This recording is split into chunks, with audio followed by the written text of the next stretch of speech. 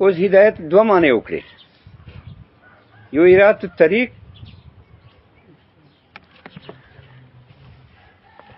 ایو دلالت موصله.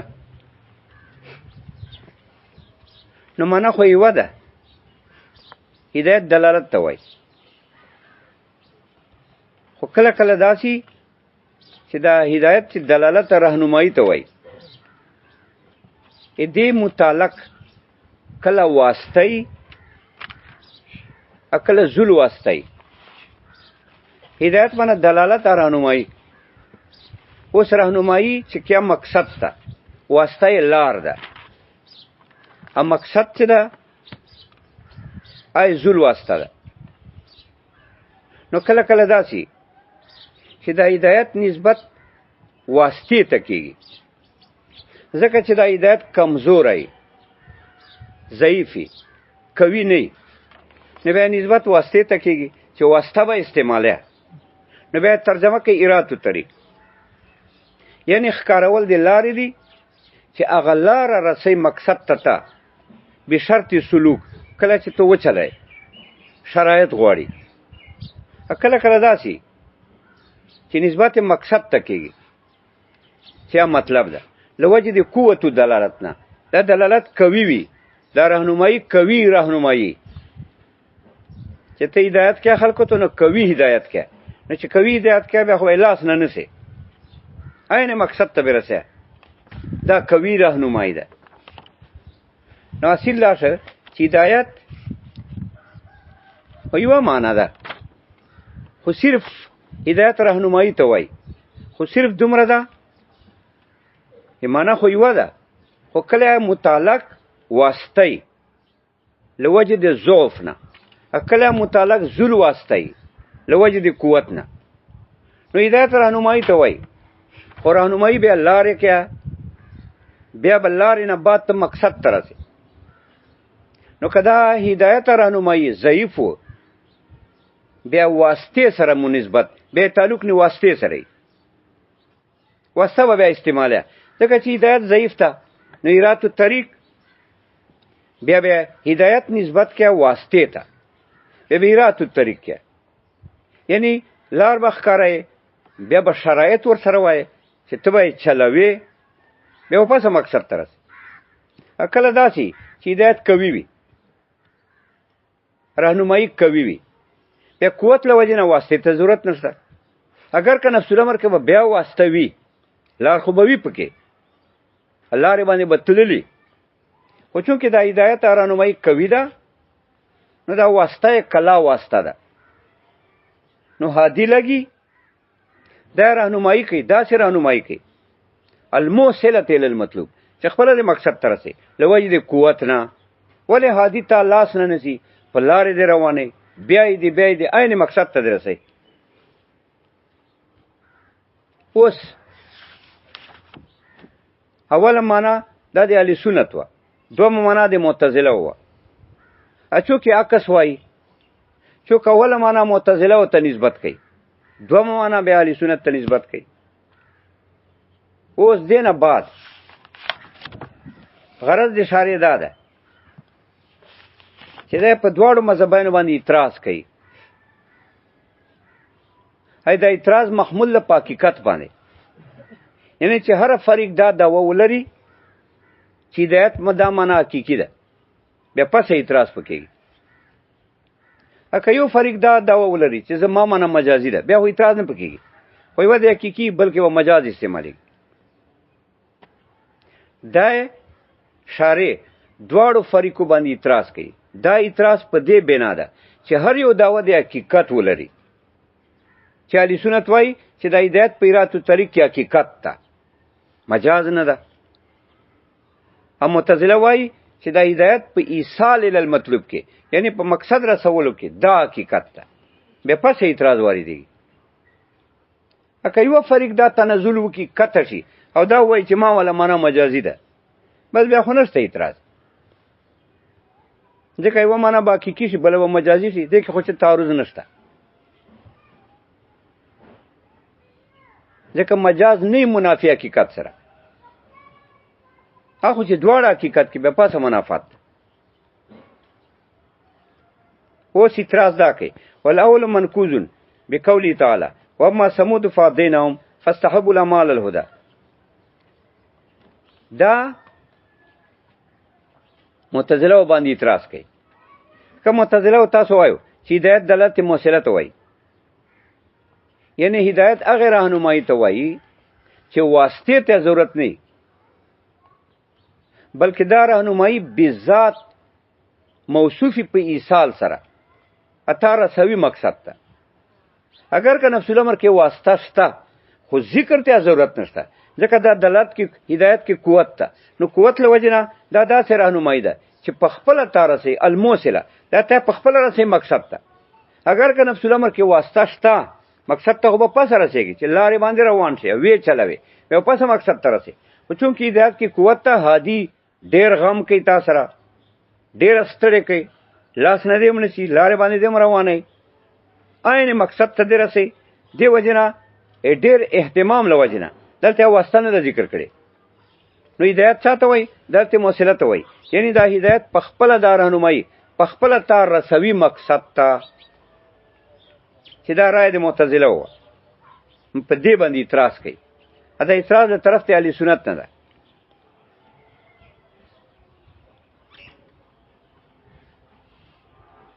دا اعتراض نقض اجمالی ده.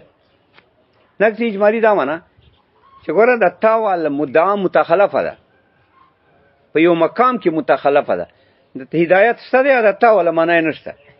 دا نقض اجمالی ده. اجمالی نقض دا ده که نه چې ته اعتراض وکړې په مدعي باندې چې ګوره که دا دلیل دی، په دې مثال کې هم دا دلیل تاول جاری ده، مدعا دی نشته. دلته کوم هدایت شته په دې مثال کې حتی ولا مدعا نشته چې ته وایې چې هدایت دلالت موصله ته وایي، دا خو نشته. اوس اعتراض حاصل دا ده چې تاسو وایي معتزله چې هدایت دلالت موصله ته وایي، یعنی داسې راهنمایي ته وایي چې بذات ته رسوي مقصد ته، واسطې ته ضرورت نشته چې لار دا چلول د لارې دي. که دا معنوي بیا اما ثمود فهدیناهم بیا خو دلته هم دا معنی والتالي باطل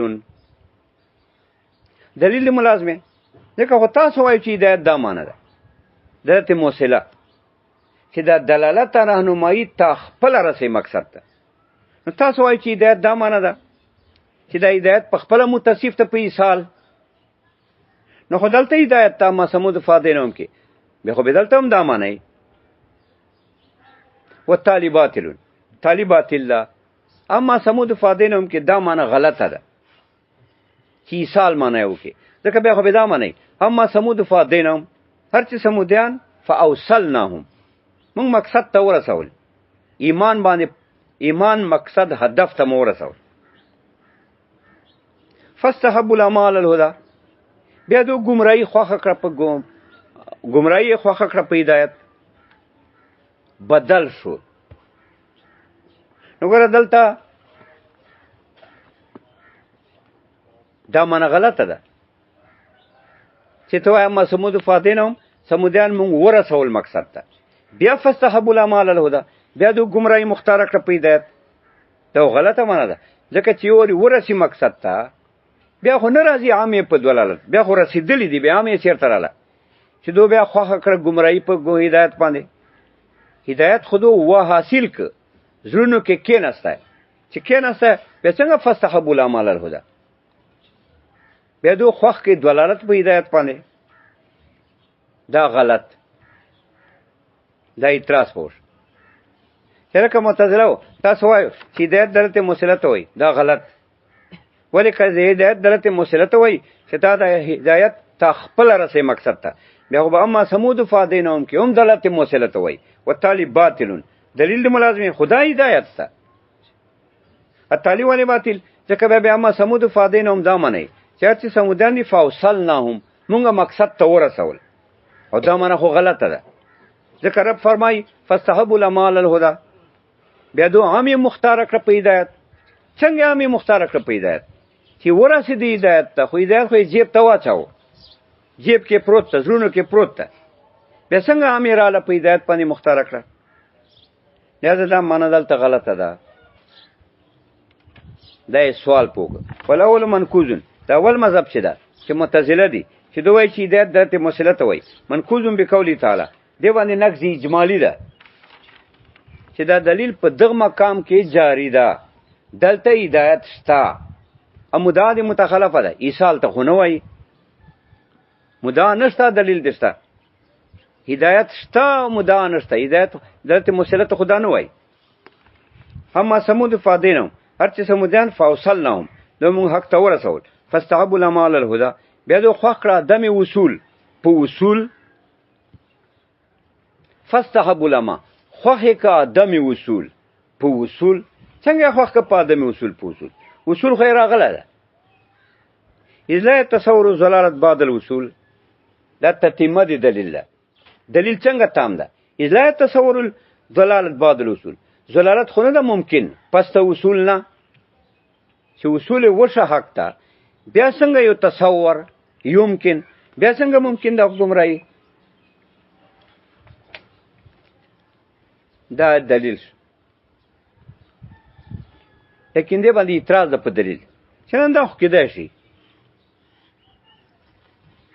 ایصال دی راغلی فاستحبوا العمل الهدى بیا دې دوه عامې مختار کړي په هدایت باندې عدم اصول څه معنا ایصال نه بعد اصول نه بعد بیا عدم اصول راغلی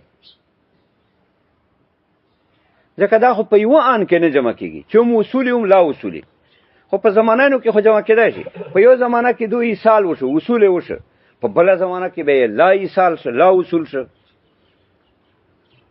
دا خو کېدای شي فاستحبوا العمل الهدى ایصال دې هم راغلی مقصد ته دې رسېدلی بیا فاستحبوا العمل الهدى بیا دې دو مختار کړی عدم اصول په اصول په زمانه اخرى کې نه په یوه زمانه کې په یوه زمانه کې دا نه کېږي چې هم اصول هم لا اصولي دا خو اجتماع دی نه کېږي نه ده خو په بلې زمانه کې د دو بیا اصول عدول کړی که نه په یوه زمانه کې اصول و په بله زمانه کې لا اصول و دا خو اجتماع دی نه کېږي نه ده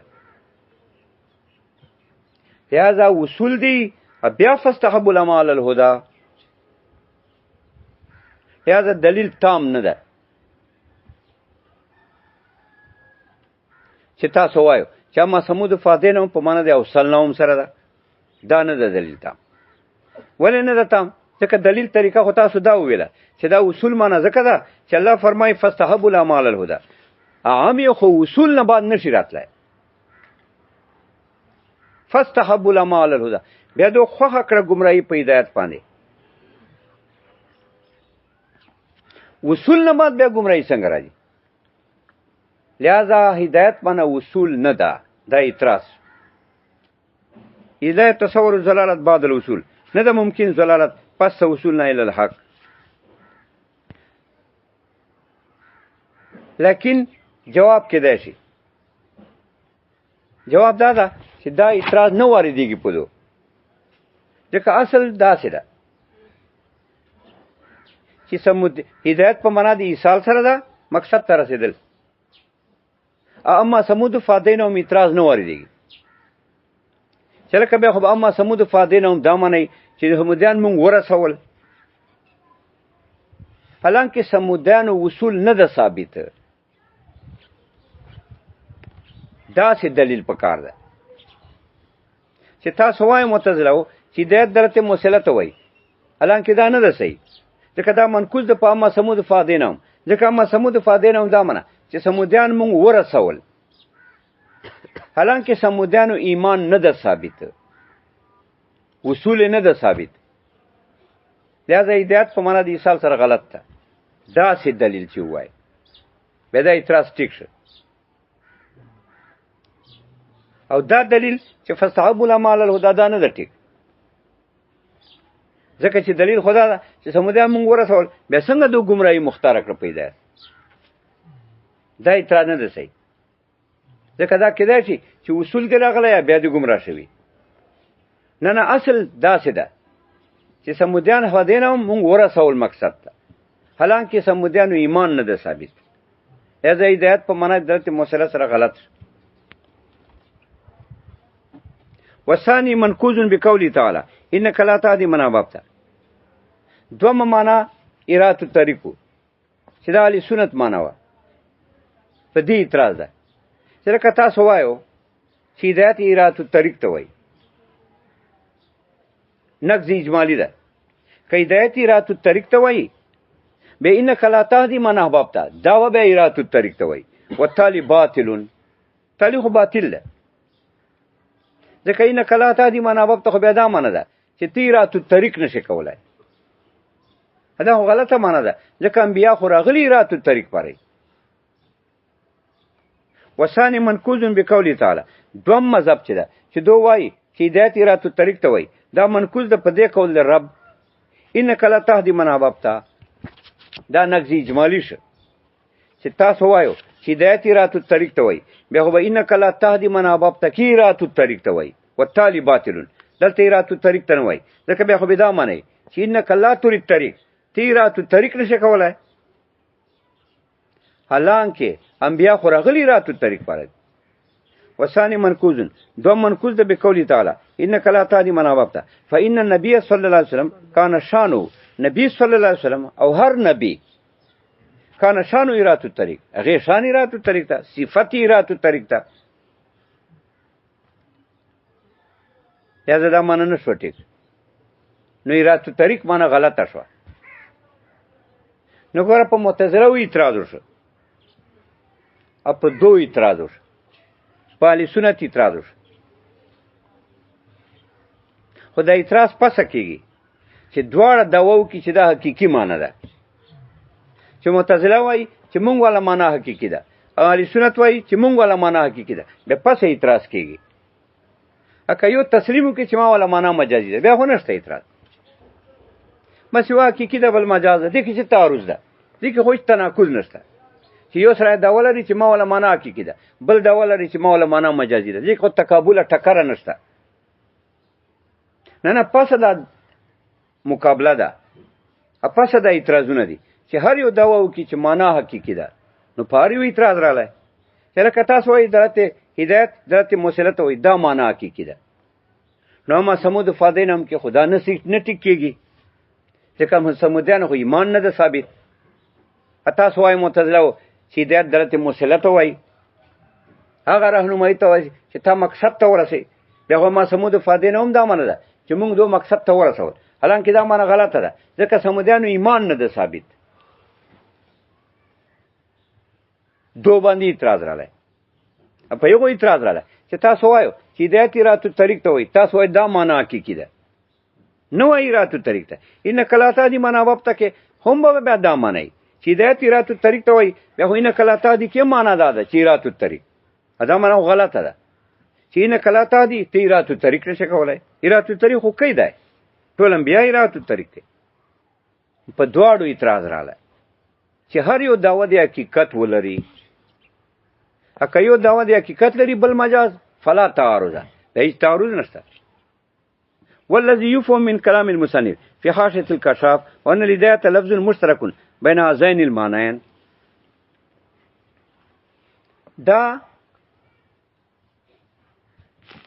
والذي يفهم من كلام المصنف في حاشية الكشاف دې مقصد د تهذیب شارح تهذیب جواب ده دواړو اعتراضونه نه په دواړو مذهبو اعتراض وکړه هغې نه دا جواب کوي یو کار دا کوي بل مقصد دی علامه محاکمه ده جواب خدا کوي چې لکه دا هدایت خو لفظ مشترک ده کوم مشترک ده مشترک لفظي چاته وایي چې ډېرو معنو پر وځي په مستقلې وضع سره یوې معنی پر وځي آی معنی حقیقي بلې معنی پر وځي آی معنی حقیقي دې ته اشتراکي لفظي وایي چې ډېرو معنو پر وځي په مختلفو اوضاعو سره هر معنی بلې نه مباینه وي هر معنی بلې نه جدا وي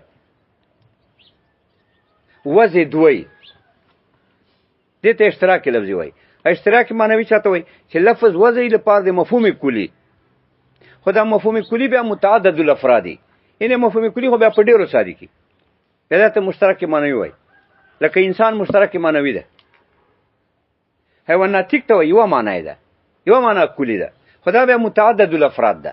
دا مفهوم حیواناتیک دا خو بیا په ډېرو افرادو صادق ده. ته یې زه یې بل د بل د دنیا ده. دې ته اشتراک معنوي وایي. نو مشترک دا جواب دا کوي چې دا مشترک لفظي ده، یعنی دواړو پاره وضع ده، یو حقیقت ته بل حقیقت ته. اوس اعتراض پیدا شي چې لکه مشترک لفظي شو، یوې پاره حقیقت شو، بلې پاره حقیقت شو، اشتراک لفظي رالی. بیا دې اشتراک لفظي باندې قرینه څه ده چې ته مشترک لفظي استعماله یوې معنی پاره وځي بلې پاره وځي، قرینه بیا څه وایي؟ قرینه یې دا ده چې کله دا هدایت بذات متعدی بذات متعدی لکه اهدنا الصراط المستقیم مفعول ثانی ته، بیا دلته معنا ایصال للمطلوب ده، دا بیا دغه معنا حقیقي مراد ده. کله معنا کله دا متعدی په واسطه لام یا اله سره، بیا د بل معنا حقیقي مراد ده چیرات الطریق ته. بس خلاص شو، دواړو کې د حقیقت شو. دواړو کې تعارض نشته، یو معنا حقیقي بل معنا حقیقي، تعارض نشته. ځکه چې یو معنا مراد کې بل بني په قرینه له وجه به ته یو معنا مراد کې بل بنه مراد کې. ادا قانون په مشترک لفظي کې ده چې ډیرو مانو پر وځي، ډیر معنی حقیقي لري، خو ته به هر معنا حقیقي مراد کې په قرینه. تعارض معارض نه، هیڅ تعارض نشته. یو معنا حقیقي مراد کوم بل نه مراد کوم، ولې قرینه، یا بل معنا حقیقي مراد کوم اول نه مراد کوم قرینه. نو قرینه له وجه نه هر معنا حقیقي مراد کېدای شي، تعارض نشته پکې. تعارض خو پس ویا چې قرینه یې نه ویا، ادوانه معنی حقیقي ویا. اوس تعارض چې په کومه واخلې، که یو معنا اخلي بل اخلي، دا اجتماع دي متنافیانو. که یو معنا اخلي بل نه اخلي، ترجیح بلا مرجع. که بل اخلي بل نه اخلي، بیا ترجیح بلا مرجع. و ټکره ده که قرینه یې نه وی. که قرینه یې نه وی مشترک لفظي، خو دواړو معنو پر وځي، دواړه معنی حقیقي وي. قرینه یې نشته. اوس چې قرینه یې نشته، اوس په ته کومه معنا اخلي؟ که هر یو اخلي ترجیح بلا مرجع، که دواړه اخلي اجتماع دي متنافیانو، که یو نه اخلي بیا خو لغوه د لفظ راله. چې مشترک لفظي هر معنی پر وځي قرینه وي، فلا باس، هیڅ ټکره نشته. زه به یو معنا اخلم بله به نه اخلم قرینې له وجې، بله به اخلم اوله به نه اخلم قرینې له وجې. دا ماتین دا بیان کړی ده، دا محاکمه یې کړې ده دواړو مذهبانو کې چې دواړه مذهبونه ټیک دي، هر یو معنا حقیقي ده، مشترک لفظي ده، هر معنا به زه اخلم قرینې له وجې. ځکه وایي والذي يفهم من كلام المصنف، هغه چې فهمي کلام المصنف نه فی حاشیه الکشاف، په حاشیه د کشاف کې، وان الهدایت لفظ مشترک، هدایت لفظ مشترک ته په اشتراک لفظي بین هذین المعنیین، د دواړو معنو منځ کې اشتراک لفظي چونه هر معنی پر وځه ده، هر کې حقیقت ده. هلکه هر کې حقیقت ده، دا خو جمع بین المتنافیان ده. نه جمع بین المتنافیان نه ده چې تاره او معنا کې کیږي. ځکه زه دا هر یو معنا کې کیږم، اجتماع دي متنافیانو نشته. ځکه زه به یو اخله نه بله په قرینه. وحینئذ یظهر اندفاع کلا النقضین، په دې وخت کې ظاهر شه دفع د دواړو اعتراضینو. ويرتفع الخلاف من البین، اوچت څه خلاف منځ نه خلاف وته. ځکه دواړو کې ما حقیقت که کنه، چې دواړو کې ما حقیقت کو څه تعارض ده، خو یو و معنا ما حقیقي کړه، دوه ما حقیقي کړه، دواړه ما حقیقي کړه.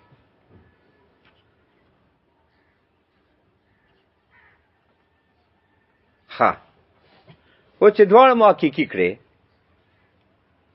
نو دا معنا چې ایصال للمطلوب دا حقیقي معنا، او دارنګه ارادت الطریق دا حقیقي معنا. اوس اما سمود فادینهم، دلته اما سمود فادینهم اعتراض نه واردېږي. هر چې سمودیان دي نو موږ ورسول مقصد ته، ما مقصد ته رسولي وکړ. فاستحبوا العمى على الهدى، دو گمراهی مختاره کړه په هدایت. او دا ټیک ته چې ایصال وشي بیا گمراه شي په دومره زمانه کې. دا صحیح. دارنګه دومره معنا حقیقي ده چې انک لا تهدی من احببت، تی رات الطریق نشه کولای، من احببت ته تی رات الطریق نشه کولای. ایرات الطریق کا کوي الله یې کوي، تی خپل نشه کولای، ځکه ایرات الطریق دا فعل اختیاري ده. فعل اختیاري پر خالق الله ده بس. نو ظاهر کې خو تی رات الطریق کیا، خو انک لا تتمکن من رات الطریق، اتا په قدرت کې نه ده، قادر الله ده. ته کاسب یا رسول الله مبارکه. نو انک لا تهدی، انک لا تتمکن من رات الطریق، ته نه قادر په رات الطریق. بدواړه ټیک دي.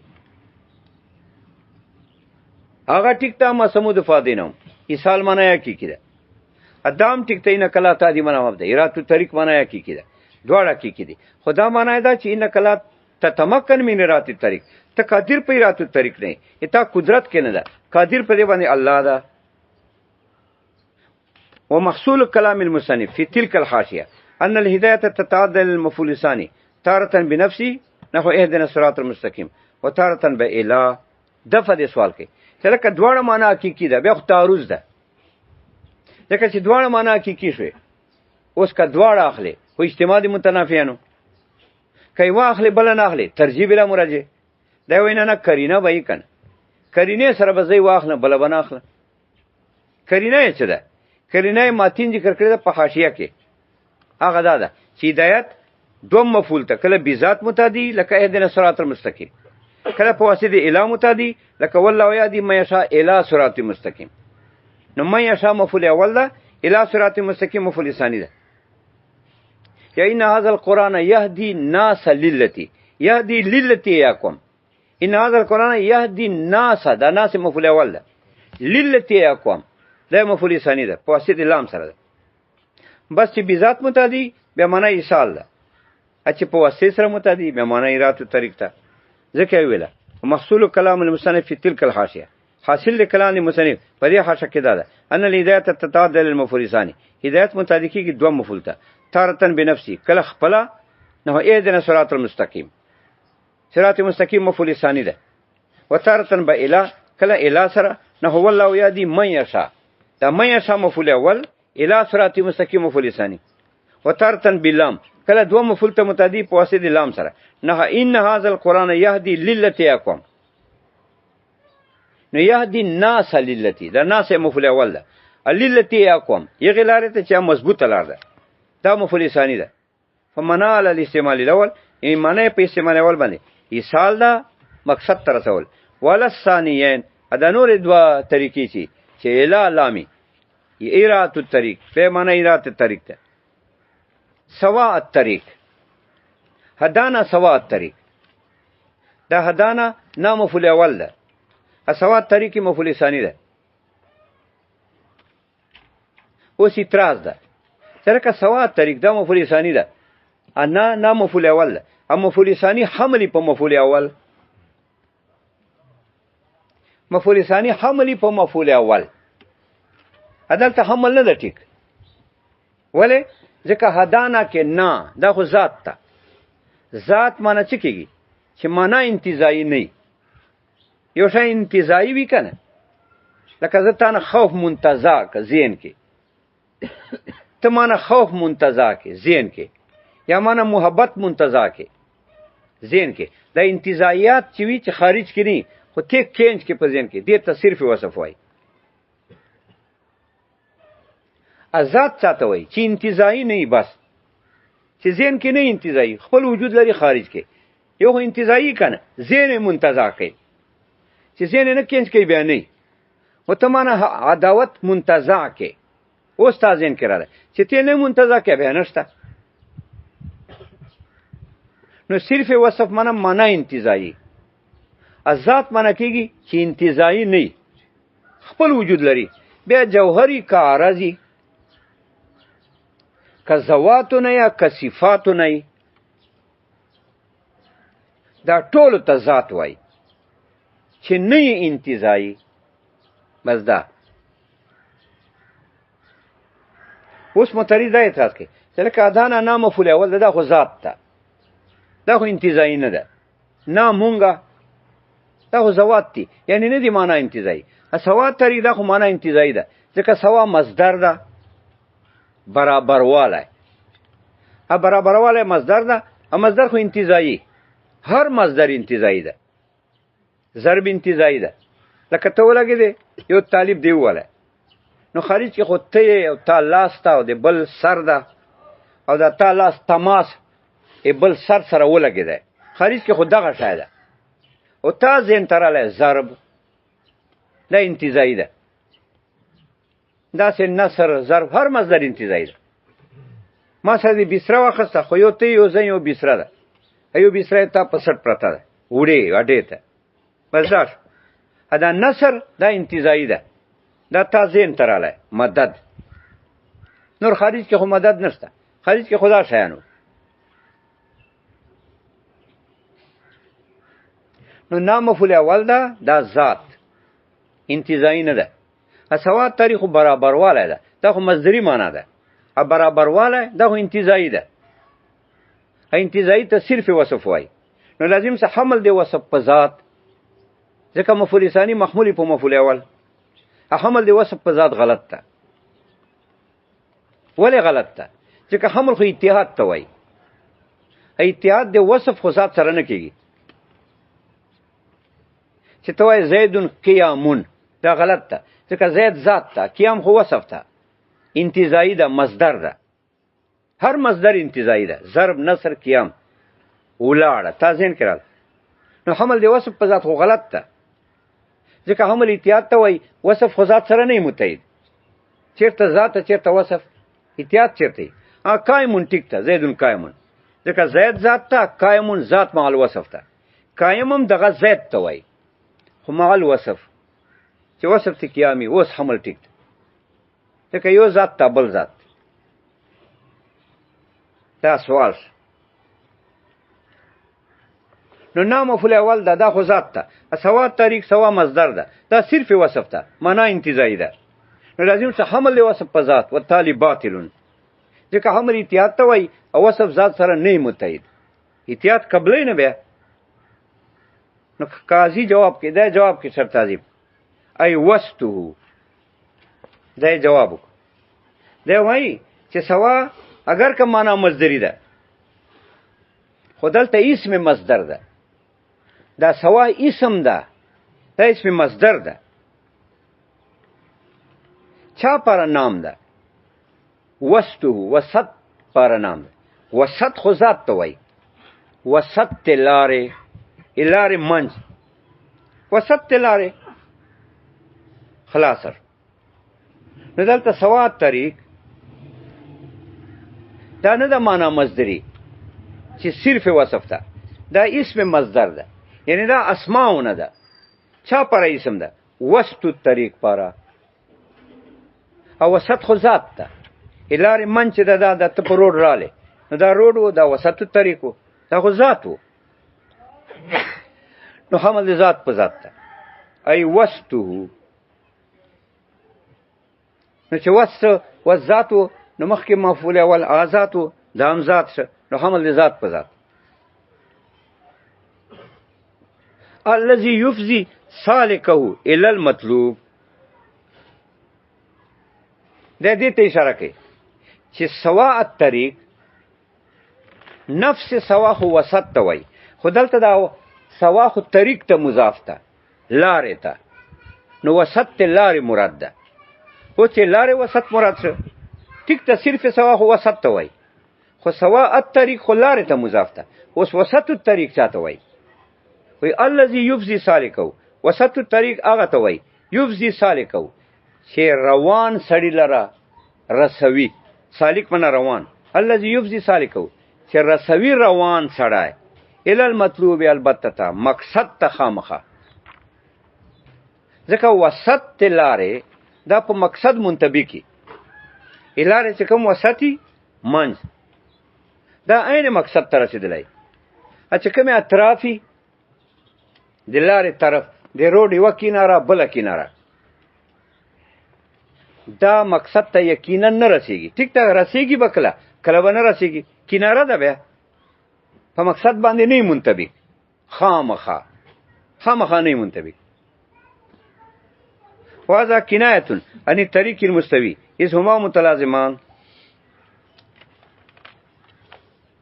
او دفع د سوال کوي چې لکه دا د څنګه ترجمه وکړه، سوا طریق وسط طریق، لارې منځ، دا وسط، تا دا ترجمه وکړه چې سوا طریق په باندې وسط سره ده. سوا اسم مصدر ده، مصدر نه ده. وسط پر اسم ده. بعضې خلکو ترجمه کوي د سوا طریق په طریق مستوی سره. دا څنګه ترجمه ده؟ تیز ترجمه کوي په وسط طریق سره، بعضې ترجمه کوي په طریق مستوی سره. او وسط خو مصدر، وسط چې دا خو اسم ده، او مستوی دا خو مشتق ده، دا خو مشتقاتونه ده. وسط خو اسماونه ده، دې کې خو فرق ده. نو هغه ترجمه وکړه د سواد طریق په وسط طریق سره. بعضو ترجمه کړې ده د سواد طریق په طریق مستوی سره. ایو اسماونه ده، بل مشتقاتونه ده مستوی. نو دا جواب کوي، دا وایي داسې مسله ده وهذا کنایة عن الطریق المستوی. دا لازم او ملزوم دی. ما په لازم تفسیر وکړ، څوک په ملزوم تفسیر کوي. لازم مستلزم ملزوم لره، ملزوم نه راځي بې د لازم نه. ملزوم خو بې د لازم نه راځي. نو ما تعبیر په وسط وکړ، څوک تعبیر په طریق مستوی کوي. ځکه دوی کې تلازم ده، یعنی دا معنا چې وسط لازم ده طریق مستوی سره.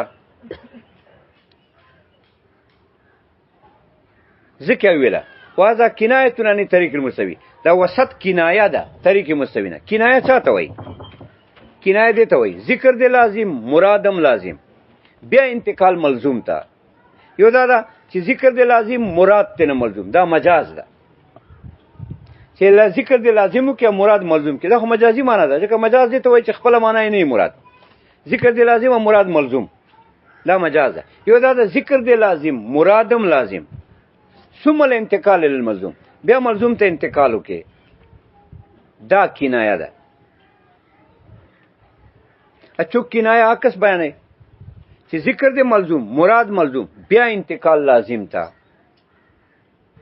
دا په تو دی کنایه سره ځاخله چې دا وسط طریق چې دا کنایه د طریق مستوی نه. څنګه؟ ځکه طریق مستوی ملزوم، وسط لازم.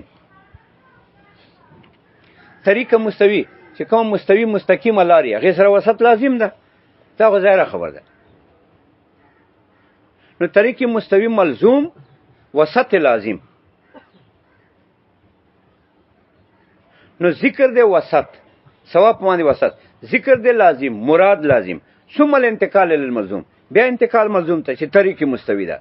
ځکه طریق مستوی چې وي مستقیم لار هغه سره وسط لازم ده.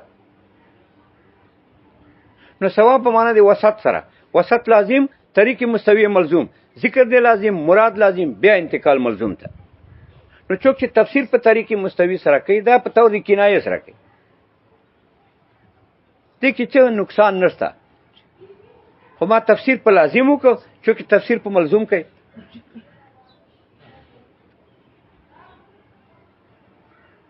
تفسیر په لازم او ملزوم دې کې تعارض نشته.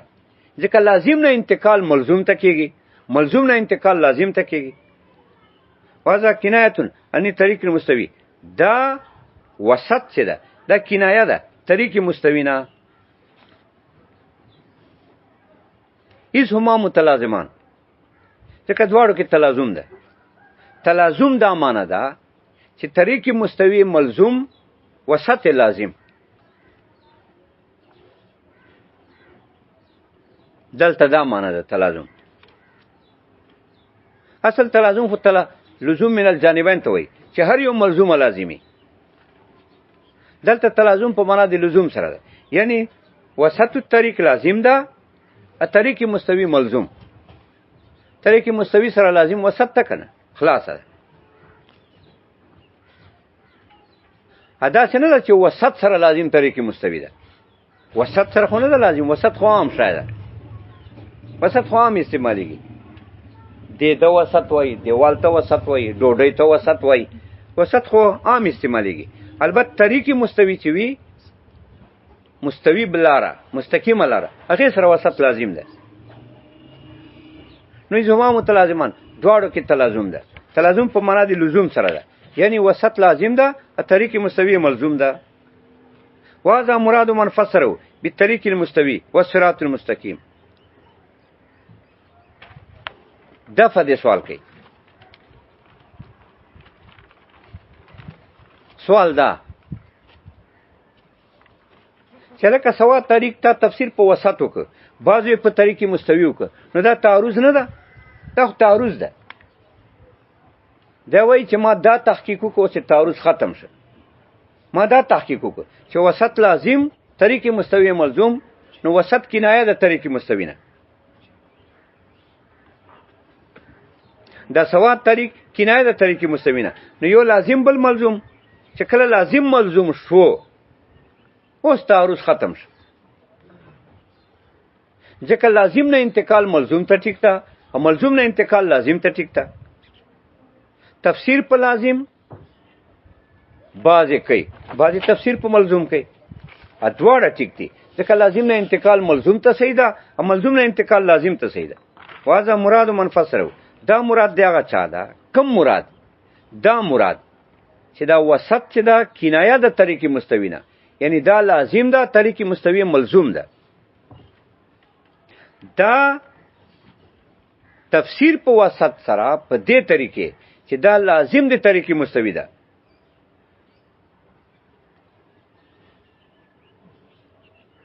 دا مراد دی هغه چا ده فسره بالطریق المستوی، چې تفسیر یې کوي په طریق مستوی سره. دا مراد ده چې وسط لازم ده، طریق مستوی ملزوم ده. نو دا په تور دی دو کې لازم دو لازم ملزوم دي، چې لازم ملزوم شو. دا مراد دی علامه دوانی ده چې تفسیر په طریق مستوی کړه ده، دا په طریقې د ملزومیت سره کړه ده، چې دا ملزوم ده، وسط لازم ده. لازم نه انتقال ملزوم ته ټیکی. والصراط المستقیم تعبیر کړی په صراط مستقیم سره. طریق مستوی او صراط مستقیم یو معنا. مستقیم استقامت نه ده، مستوی استوا نه ده. استوا هم استقامت ته وایي. یو معنا تفسیر کړی ده په طریق مستوی سره یا په طریق مستقیم سره. ثم المراد بی اما نفس الامر عموما او خصوص ملت الاسلام. دا تفسیر نه بعد اوس مراد بیانې. چې کوم مراد چې دا اوس د صراط مستقیم د طریق مستوی څه مراد ده؟ وای مراد یا صحت ته، چې یو شای صحیح وي او واقع کی وي، که شریعت یا کني، چې دې ته وای نفس الامر عموما. نفس الامر معنا شای فی حد ذاته وی، دروغ نه حقی. نفس الامر الامر فی نفسی، شای په اعتبار د ذات سره وی، فی نفسی دروغ نه. بیا که شریعت یا کني، نو مراد طریق مستوی نه دا ده چې هدانا صراط هدانا سوا طریق. الله مونږ ته هدایت کړی ده د چا؟ د طریق مستوی، د صراط مستقیم، یعنی د حق شي هدایت مونږ ته کړی ده. د حق شي د نفس الامر هدایت مونږ ته کړی ده. که شریعت دا کنه ده، بعضې شیان شرعي وي، بعضې نه شرعي. یا مراد ته نه نفس الامر خصوصي ده. صراط مستقیم یعنی صحیح لار چې مقصد ته دې رسوي، خو چې شریعتي پیدا خاص شو. نو مراد ته نه یا نفس الامر ده عموما طریق مستوی نه، یعنی هغه لار چې هغه مستقیمه لاري مقصد ته دې رسوي، حق ته دې رسوي، مقصد ته دې رسوي، حق ته دې رسوي. که بیا هغه شریعت یا کني، عقل داسې معنا چې حق ته دې رسوي طریق مستوی، مقصد ته رسېدلی، حق ته رسېدلی، خو هغه حق شریعتي. ځکه یې وویله